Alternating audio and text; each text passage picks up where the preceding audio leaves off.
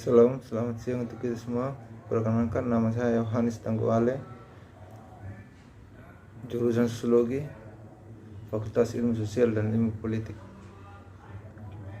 NIM 16340 348. Saya akan membahas hasil review saya buku 3.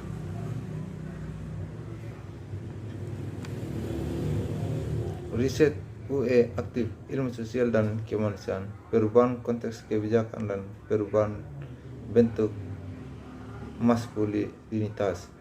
Berjalan dalam proses perubahan dia laki-laki dan maskulinitas dipahami sebagai diatur dalam konteks kebijakan yang berubah. Telah terjadi perubahan sejarah yang sangat besar dalam bentuk maskulinitas dan praktik laki-laki.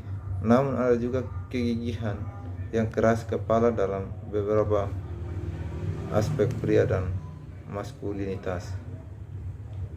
Bahkan mengubah hubungan gender merupakan bagian dari pemerintah dan pembuatan kebijakan lainnya, dan memberikan tugas untuk pemerintah, kementerian dan lembaga sektor. Dalam pengertian ini, pemerintah dan lembaga kebijakan lainnya dapat dilihat sebagai baik bagian dari masalah maupun bagian dari solusi.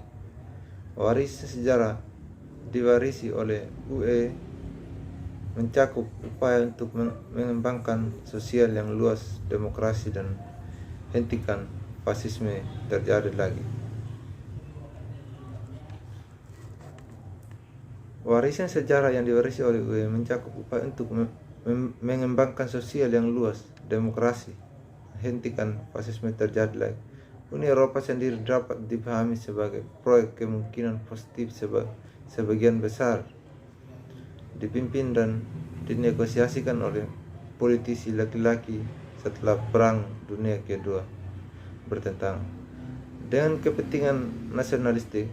Jangka pendek itu bisa dilihat sebagai proyek yang dirancang untuk mengurangi kecenderungan historis laki-laki terhadap konflik nasionalistik dan perang, dan mencapai stabilitas relatif di Eropa.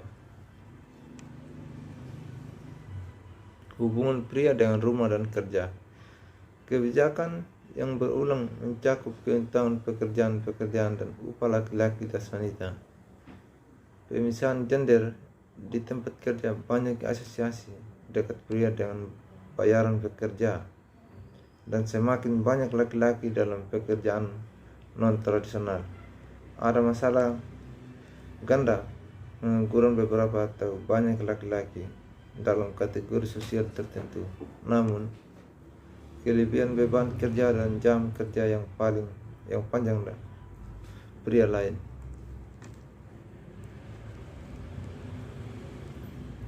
Organisasi kerja menjadi lebih haus waktu dan kurang aman, dan bisa ditebak pemanfaatan waktu muncul sebagai masalah mendasar dalam menciptakan perbedaan negosiasi sehari-hari antara pria dan wanita.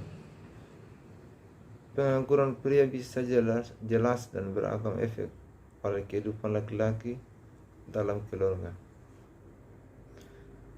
Dalam beberapa kasus, tradisi penghindaran pria ini, tanggung jawab pengasuhan anak dan rumah tangga memang sangat baru dan masih terus berlanjut untuk mayoritas pria.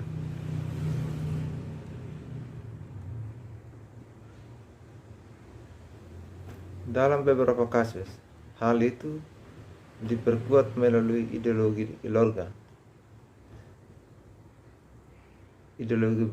keluarga baru dalam proses transformasi.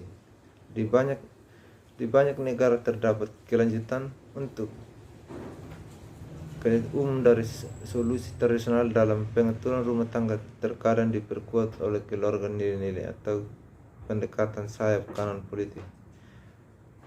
Di banyak negara juga ada yang berkembang pengakuan mikropolitik ayah, tanggung jawab rumah tangga laki-laki, rekonsiliasi pekerjaan rumahan setidaknya untuk beberapa pria dan meningkatkan penekanan pada pria peduli, terkadang terkait dengan perspektif status kesetaraan gender.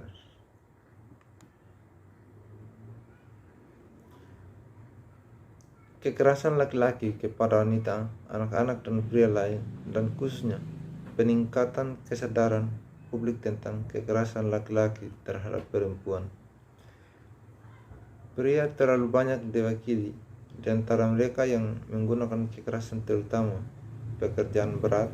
Kekerasan ini juga terkait usia, jalan hidup, variasi dalam kekerasan dengan fase remaja yang lebih rawan kekerasan telah dikaitkan dengan meningkatkan paparan kekerasan komersial dan fenomena sosial lainnya. Tapi ini koneksi belum dipetakan dengan baik.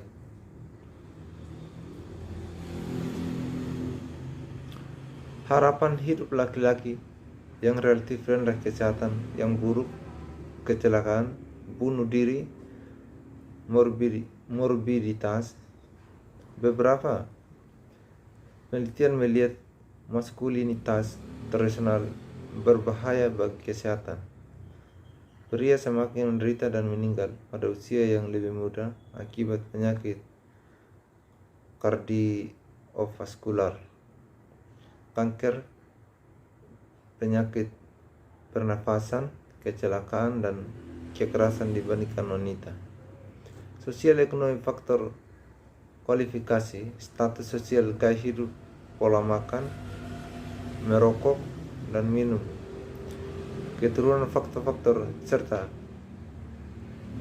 bahaya pekerjaan, semuanya dapat menjadi penting untuk morbiditas dan kematian. Perbedaan gender dalam kesehatan muncul dari bagaimana pekerjaan tertentu dilakukan oleh laki-laki. Pekerjaan berbahaya. Bukti menunjukkan bahwa umumnya pria mengabaikan kesehatannya dan bahwa bagi beberapa pria setidaknya maskulinitas mereka ditandai dengan pengambilan resiko.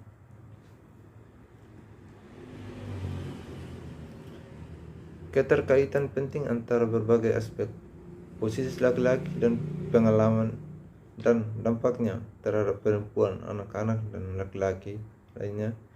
Ada yang kuat interkoneksi antara 4 area kebijakan utama. Ini berlaku untuk kekuatan kedua pria itu dan dominasi di setiap bidang tema.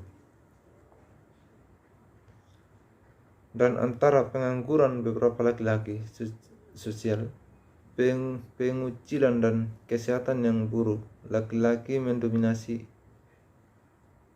institusi utama seperti pemerintah, politik, manajemen, serikat pekerja, gereja, olahraga. Namun beberapa pria sangat menderita marginalisasi sebagaimana dibuktikan dengan tingginya angka bunuh diri, penyakit jiwa, dan alkoholisme daripada wanita. Masalah ini adalah masalah utama untuk pengembangan kebijakan dan selanjutnya penelitian terfokus UE, kebijakan seluruh Eropa dan transnasional prioritas meliputi untuk mengatasi keterkaitan antara bidang kebijakan seperti rumah dan pekerjaan, menjadi ayah, dan kekerasan laki-laki, pengucilan sosial, dan kesehatan laki-laki. Dalam pemberlakuan hukum, kurang adanya fokus eksplisit pada laki-laki, terutama di istilah kebijakan keras. Ini dibandingkan dengan keunggulan eksplisit yang lebih besar yang diberikan untuk topik laki-laki di beberapa konsultasi. Pemerintah dan lebih awal dokumentasi jika sesuai pemberlakuan hukum itu sendiri perlu mengakui masalah gender secara lebih eksplisit. Misalnya, yang khusus masalah yang terkait terutama meskipun tidak eksklusif dengan pria terkait dengan isu-isu seperti kekerasan dalam rumah tangga dan pelecehan seksual terhadap anak harusnya terjamin dalam terminologi hukum, misalnya dengan merujuk jika sesuai ayat daripada orang tua. Perlu ada lebih banyak pertimbangan diberikan untuk masalah kekerasan laki-laki, baik untuk anak-anak maupun perempuan dalam perumusan kebijakan yang dirancang untuk mempromosikan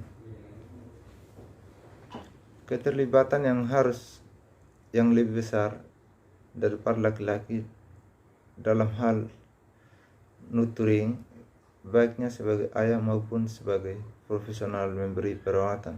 Itu tidak berarti bahwa kebijakan promosi seperti itu seharusnya ditinggalkan. Terima kasih hasil review saya.